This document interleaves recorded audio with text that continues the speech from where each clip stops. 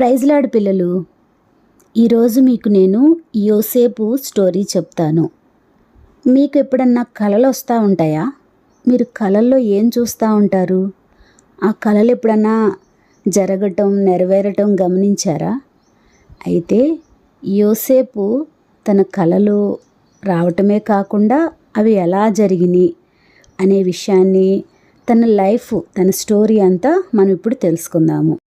యోసేపు వాళ్ళ నాన్న యాకోబుకి 12 మంది కొడుకులు, ఒక కూతురు. యోసేపు యాకోబుకు 11వ సంతానం అన్నమాట. వాళ్ళ అమ్మ పేరు రాహేలు. యాకోబుకి వృద్ధాప్యంలో ముసలివాడైనాక ఈ యోసేపు పుడతాడు. అందువల్ల ఈ యాకోబు చాలా ప్రేమగా తన కొడుకుని చూస్తూ ఉండేవాడు అనమాట. దేవుని యందు భయభక్తులు నేర్పించేవాడు. తన దగ్గరే తన యోసేపుని ఉంచుకునేవాడు. యోసేపుకు 17 సంవత్సరాలు వచ్చిన తర్వాత అన్నలతో పాటు గొర్రెలను మేపుతూ ఉండేవాడు. అంతేకాకుండా ఆ అన్నలు ఏదన్నా తప్పులు చేసినప్పుడు అవన్నీ తీసుకొచ్చి తన తండ్రికి చెప్పేవాడు. తండ్రి వాళ్ళని గద్దించినప్పుడు వాళ్ళకి చాలా కోపం వచ్చేది యోసేపు మీద. తర్వాత ఒకరోజు యాకోబు ఏం చేస్తాడంటే, యోసేపు కోసము ఒక విచిత్రమైన నిలువుటంగి తయారు చేపించి తన కొడుక్కి ఇస్తాడనమాట. ఇంకా అది చూసిన కతిమ వాళ్ళందరికీ ఇంకా కోపం వస్తుంది. చూడు, నాన్న మనకన్నా అతన్ని ఎక్కువగా ప్రేమిస్తున్నాడు అని చెప్పేసి ఆ కోపం పెట్టుకుంటారనమాట. ఒకరోజు యోసేపు ఏం చేస్తాడంటే, అన్నలు నాకు ఒక కల వచ్చింది, వినండి అని చెప్తారనమాట. ఏం కల వచ్చింది అంటారు వాళ్ళు. అయితే మీ పనులు, పొలంలో ఉన్నాము, మీ పనులన్నీ నా పనకు ఇట్లాగా మోకరిస్తున్నాయి, నా పని అయితే బాగా నిలబడింది అని చెప్తాడనమాట. అనంగాల్నే అప్పుడు అన్నలు అంటారు, ఏంటి నువ్వు మా మీద అధికారిగా ఉంటావా? మేము నీ కింద వచ్చి నీకు మోకరించాలా? నీకు దాసులుగా మేము ఉండాలా అని అంటారు. అన్న తర్వాత ఇంకొన్ని రోజులు గడిచినాక ఇంకొక కళ వచ్చింది అన్నలు. అదేంటంటే 11 నక్షత్రాలు, సూర్యచంద్రులు నాకు నమస్కరిస్తున్నారు అని చెప్తాడనమాట. అనంగాల్ని ఇంకా అన్నలకి బాగా కోపం వస్తుంది. అది ఆ కళ విన్న తండ్రి అయితే యాకోబు ఏమంటాడంటే, మీ అమ్మ నేను కూడా నీకు వచ్చి నమస్కరించాలా? ఇంకా చాలే అని చెప్పేసి అతన్ని కొంచెం తిడతాడనమాట, గద్దిస్తాడు. అప్పుడు కానీ యాకోబు ఏం చేస్తాడు, ఆ కళలన్నిటినీ తన హృదయంలోనే భద్రపరుచుకుంటాడు.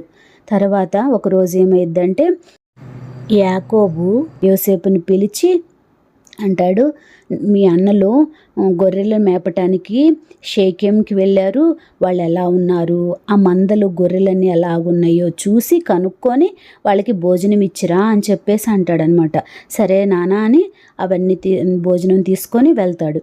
వెళ్ళి షేకెంకి వెళ్తాడు. షేకెంలో అన్నలు కనిపించరు. సరే ఎక్కడికి వెళ్ళారని చెప్పేసి అక్కడ ఒక అతను ఉంటే అతన్ని అడుగుతారు, ఎక్కడికి వెళ్ళారు, మా అన్నలు నువ్వేమన్నా చూసావా, గొర్రెలు మేపుతున్నారంటే వాళ్ళు దోతాంకి వెళ్దాం అనుకుంటున్నారు, దోతానికి వెళ్ళారు అని చెప్తాడనమాట. అనగానే సరే అక్కడికి వెతుక్కుంటా మళ్ళీ అక్కడికి వెళ్తాడు. అక్కడికి వెళ్ళేసరికి అన్నలు దూరం నుంచి చూస్తూ ఉంటారు.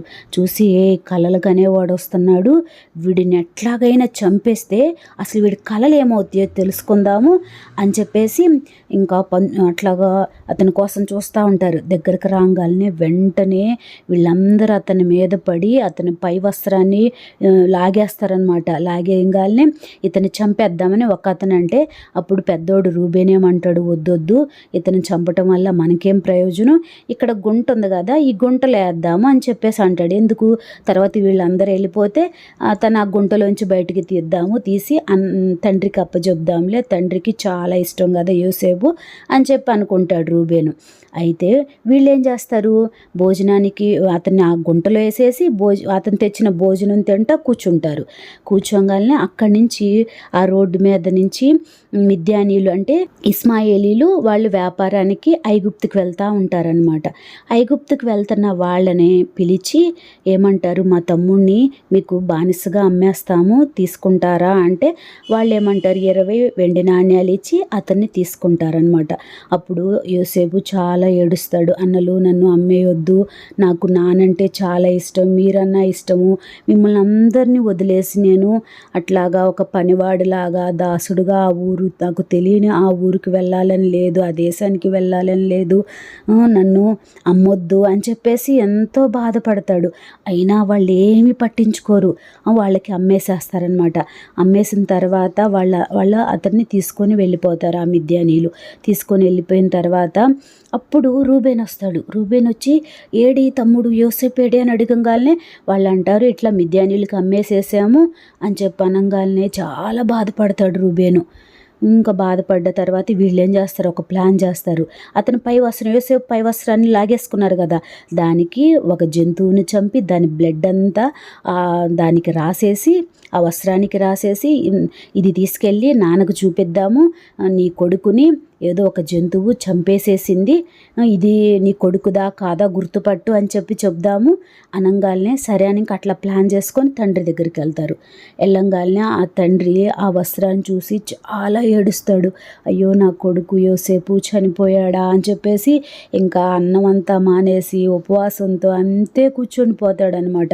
వాళ్ళందరూ కొడుకులు కూతుర్లు అందరూ వచ్చి ఓదారుస్తారు, కానీ ఏమి వినడు.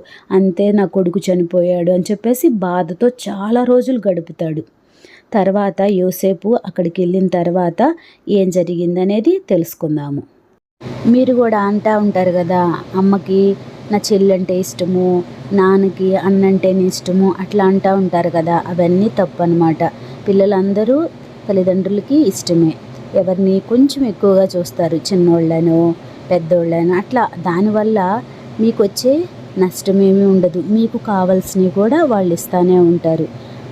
అందువల్ల ఎప్పుడు తల్లిదండ్రులు మనల్ని తక్కువ చేస్తున్నారని ఎప్పుడు ఆలోచించకూడదు. ఒకవేళ అక్కకు కానీ అన్నకు కానీ తమ్ముడికి కానీ చెల్లికి కానీ కొంచెం ఎక్కువిస్తే ఏమవుతుంది, ఏమవ్వదు కదా. దాన్ని కూడా మీరు సంతోషంగా స్వీకరించాలి. ఓకేనా?